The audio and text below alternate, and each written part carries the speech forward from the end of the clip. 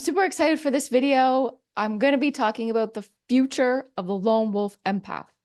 And this isn't a video talking about how everyone's going to be isolating themselves, because that is not the future of the lone wolf. To begin, I think I need to clarify what I deem to be a lone wolf and what is not. A lone wolf is not antisocial. A lone wolf is not a predator, at least not in the human sense. A lone wolf is also not someone who sees themselves as better than others. Rather, a lone wolf is someone who is carving out their own path. They are internally driven, motivated, and validated. And they are the most compassionate, understanding, and loving human you will ever meet. They are also the ones who are able to see things from a perspective that no one else can, which is part of how they carve their own path. They do not follow anyone, but some may try to follow them. The lone wolf will not allow any stragglers, and instead will encourage them to go off with what they have learned to forge their own path. Now, not everyone will be able to survive as a lone wolf, so many will find themselves going back to the pack. However, a true lone wolf will never go back to the pack, no matter how hard the road ahead becomes, because they know that that will not get them any closer to their goals. Rather, it would just be a setback. Yes, they have been loners for most of their lives. Yes, that has left them to face rejection, abandonment, judgment. However, the lone wolf empath has turned their fears into love-based strengths. That's how they're able to keep marching forward. Imagine a world where the norm was to spend time alone. Imagine going to school with the other kids where everyone was encouraged to do things that were internally focused, independent. Independent study was all the time. Imagine they got to work alongside other people who were at different levels of their own personal development. And learning wasn't through instruction. Rather, learning was through observation, discernment, and integration. This goes beyond the exercises of creating an all about me poster so your teacher can get to know you better on the first day. This is an activity that is done alone, alongside peers of all levels and ages and stages, which gives us an opportunity to normalize a process called individuation and interdependence. You've heard me talk in previous videos how our society teaches us codependence, and a lot of us respond with hyper-independence when the truth is that we need to learn how to be interdependent. A practice that teaches us not only to respect one another, but also to respect our own individuality, our own feelings, our own thoughts, without them getting muddled and intertwined amongst everyone else's. This is also where we introduce the practice of mindfulness. Mindfulness is not sitting with your legs crossed on the floor and your eyes closed with your hands on your lap. Mindfulness is the practice of being able to tune in to the thoughts and the feelings and the physical sensations of your being without judgment. Imagine a school activity that encouraged students to take a walk through the forest without talking, being instructed instead to listen to their surroundings, listen to their inner voice, and listen to their inner sensations. Then return back to the classroom to talk about their experience and perhaps creating a poster about that. What I heard in the forest, what I heard inside of myself, 5 things I saw and 3 things that I felt. That's where we start to create a sense of common humanity. Some children would massively thrive at this, where others would struggle and barely understand the assignment. Because what we're doing here is creating a curriculum that is no longer based on external validation, rewards, or activities. And this is not to say that they're not still learning about math, science, English, or art. They're learning those things, but from an entirely different perspective. Imagine our classrooms were designed from the complete opposite framework that exists now.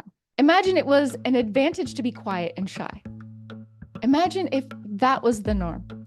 Imagine if it was abnormal and weird to talk so much, be a know-it-all, and needing to be around your friends all the time. Imagine if it was normal when music came on to get up and dance without question, instead of just sitting there. What if we were conditioned to be social in a different way? What would our world be like instead?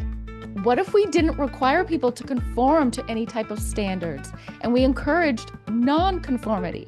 What if it was weird to dress the same as someone else and wear the same shoes? What if it was weird to go to university and work in an office? This is where mindfulness becomes the new curriculum. Differences in aspirations, ideas, and expressions are encouraged, and pack mentality is frowned upon. Neurodivergent is the new norm. Human beings are overall more successful, happy, and secure as a result of living in this new norm. People are no longer locked into a narrow-minded way of living that breeds a melting pot of humans instead of a neurologically diverse mosaic. It's no longer about teaching kids how to get better at math, science, art, or economics.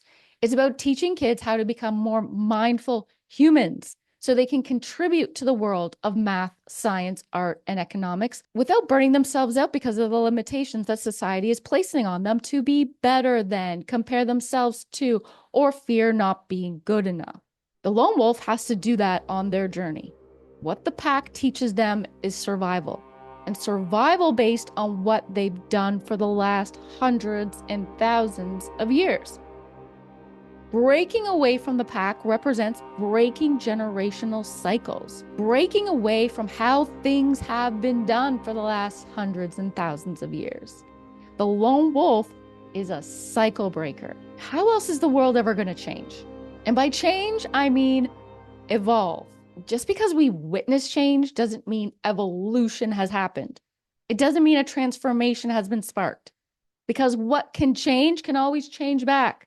But once evolved or transformed, is unable to regress to the previous state. It goes against the laws of physics.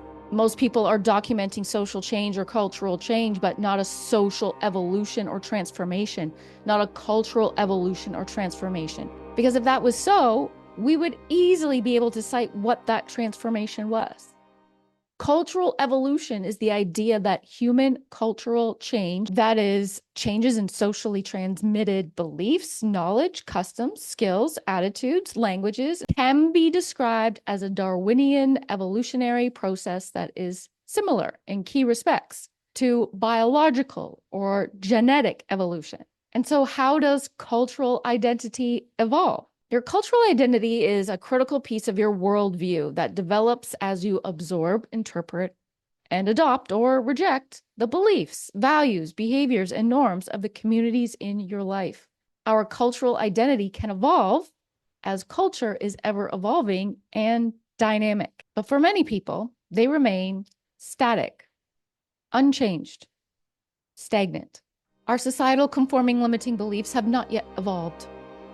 Yes, we may claim to be more accepting and tolerating of the different ways humans choose to live their lives, but a new evolved species would no longer use the term accepting or tolerating.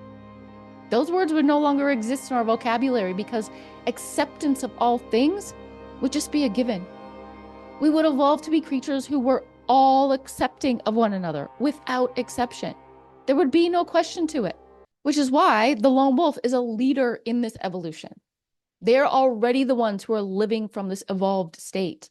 They're already the ones who are changing their cultural limitations to become boundaryless. Oh, you say people are accepting of the lone wolf? No, that's not how it works. You didn't accept me, but now you do. So now I accept that you are accepting of me. So now I can accept myself. That's not the point. The point is now I accept myself without your acceptance because I don't need your acceptance. Acceptance becomes a moot point. It's irrelevant. It's no longer a word in our vocabulary, remember? Because it's an innate quality that transformed humans have evolved to embody. When you have self-acceptance, then anything is possible. And that's also the belief from which the new evolved society is operating from. It's not like, oh, we eradicated poverty, racism, and hate. It's not like anything is possible in that regard because in the evolved species, they never had those problems to begin with. It's not something to erase because those are all states of mind. With new states of mind, we embody new states of being. The thing is that you're experiencing this right now. You're watching a video from somebody who is operating from that activated place. This could be the beginning of something real, not just someone talking about it, but coming from someone who is practicing it. And I know I'm onto something when I start to get a lot of backlash from talking about it. I know I'm talking about something that is radical when people want to disagree and criticize me for what I'm talking about. And yes, many of you will also agree and say that you agree, while at the same time, you continue to be a part of the pack mentality, wishing you could be that cycle breaker. But for whatever reason, you don't think you're capable of fully going all out with this yet. Because this is where I talk about what evolution is. It's where you are finally living out the impossible, or what you thought was once impossible. And to tell you the truth, people are actually doing this every day. I'm one of them. I'm actually at the threshold of doing the impossible right now. No 9-to-5 job, holding on financially by the seat of my pants, limited family connections, spending the majority of my time alone, and I'm the happiest I've ever been. I'm also the calmest I've ever felt. I'm experiencing the highest level of personal satisfaction in my life. I have the most unwavering faith in myself that I've ever had. And I see every day on this planet from a transformed mindset that has been evolving since the day I was born. Because I'm one of those neurodivergent humans on this planet who is shoved in the corner of conformity like the rest of us, which was extremely uncomfortable for me and stifled my evolution as a human. The humans that are accelerating their human consciousness and evolution right now are those who have what is considered a neurodivergent brain. They are diverting from the path of what everyone else is typically considering to be standard practice. That is the lone wolf. If you are someone who is neurodivergent, you can automatically consider yourself part of this lone wolf evolutionary species. But many of those people are struggling immensely because what caused the brain to divert from these perceptions, these realizations, these actualizations of everyone else? Inherited or acquired trauma and stress. They're in a freeze state of living. They are burnt out and depressed, anxious, and living in a state of fear because they think something is wrong with them. I too went through a long period of being in the freeze state before I thawed out and found the practice of mindful living that was there all along. I just had to carve my path out enough to be able to walk on it. But thinking that something is wrong with you in the meantime is exactly how the lone wolf is meant to feel. Because someone who is carving their own path, they know they can't follow the pack. It doesn't work for them. And more people are being drawn to the lone wolf lifestyle. It just feels better for some reason. Even though people are telling them it's wrong, and therefore something is wrong with them.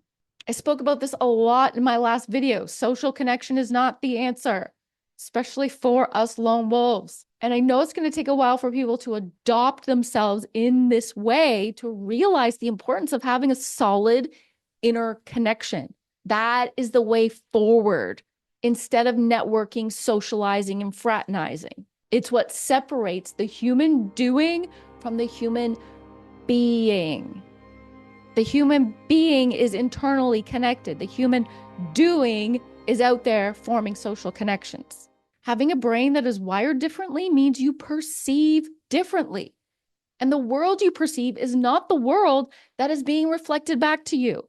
The world you perceive is being reflected back to you in your being, and it's stunting your evolutionary growth. You are perceiving something in a certain way, and the world is saying, no, you are wrong. Which way are you left to turn now? Many will say that interconnection needs to be taught in schools. And of course, this isn't being taught in school because our current society doesn't see how it's going to benefit them. What benefits society is conformity and social connection, which is the current survival paradigm that most people are living in. What we have learned is that being alone isn't a threat to people's well-being, but loneliness is. We know that strength is not in numbers. It's in ourselves.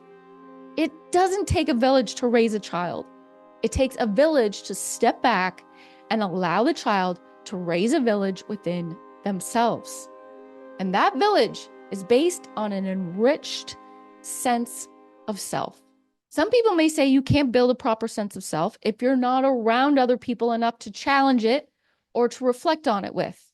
What I say is we do more damage to our sense of self by being around other people who are challenging who we are and reflecting or projecting their own inadequate senses of their own selves onto us.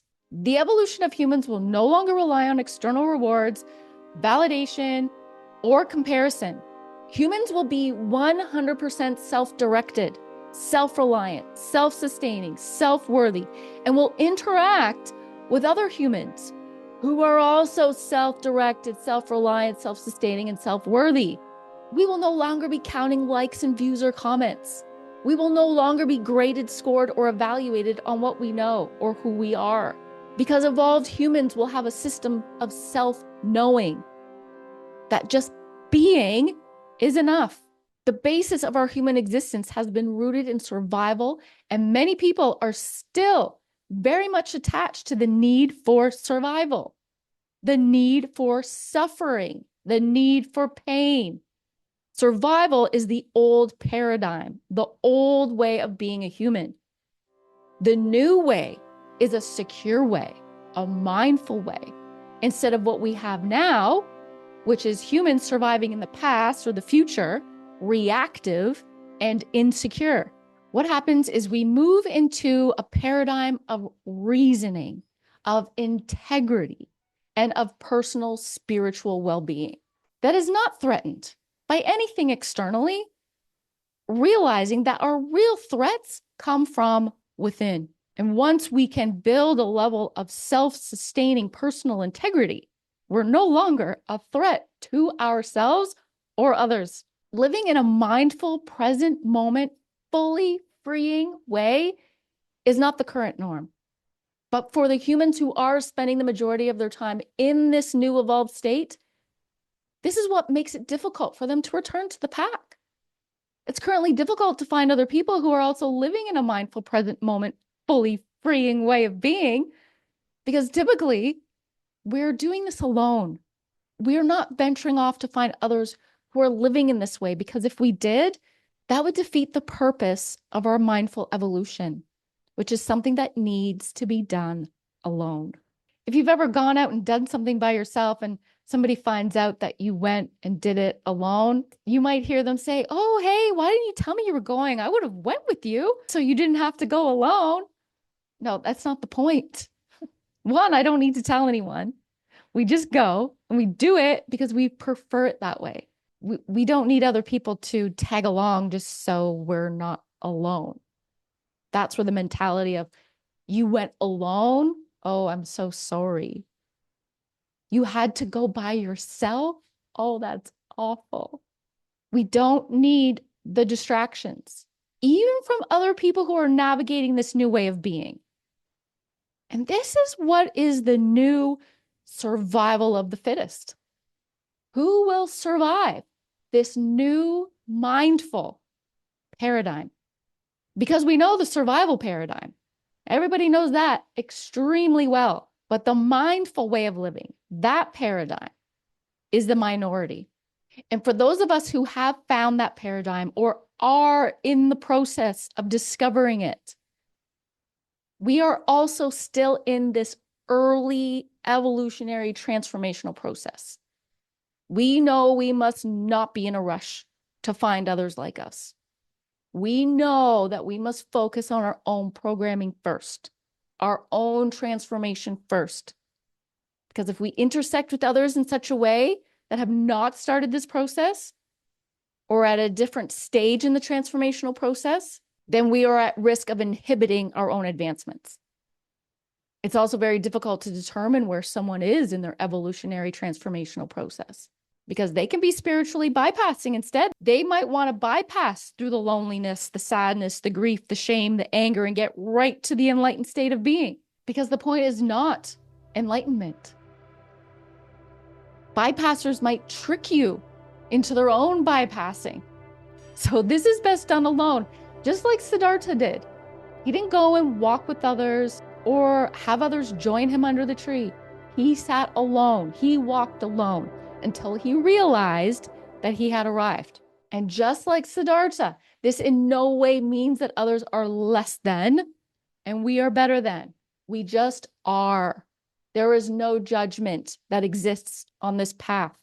Remember, as evolved humans, judgment does not exist, but discernment does. We can see other beings going through their own biological transformations, some of which may be threatening our own biology.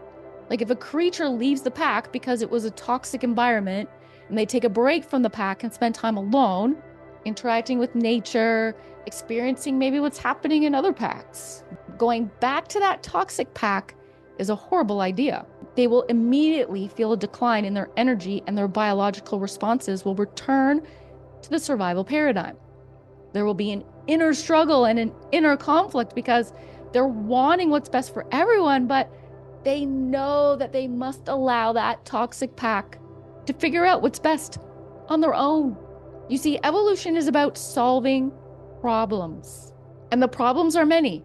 The problems are based in survival, suffering, fear, scarcity, and we perpetuate these origin of species mindsets by working, voting, saving, and seeking relationships to solve those problems. But the lone wolf comes through their evolutionary process of personal transformation to realize that the problems are all internal and thus internally resolved.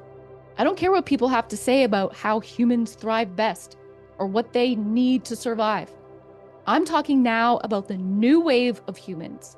They have evolved brain receptors that are more empathic, perceptive, and diverse. How humans thrive best is by changing. And even more than that, not resisting the evolutionary change. Not by changing their outer world, but by changing their inner world to adapt to the outer world. You don't see creatures who are adapting to an environment that has succumbed to drought by hauling in more water and seeding the clouds to rain more. No. Instead, they either move somewhere else that can meet their needs, leaving the others behind, or over the course of time, they evolve to become creatures who can survive on less water. And in this case, able to survive on less social connection until the society has completely evolved to a state that we can all interdependently share. So long as we keep projecting these old ways of thinking onto ourselves, we will stay living in fear, feeling not good enough, just surviving and trying to solve problems that are not in our control while thinking that they are. Your existence on this planet is not dependent on what other people do or even what they think about you. This is why knowing the difference between someone's survival response and a mindful response is essential for the lone wolf to live in their own mindful state.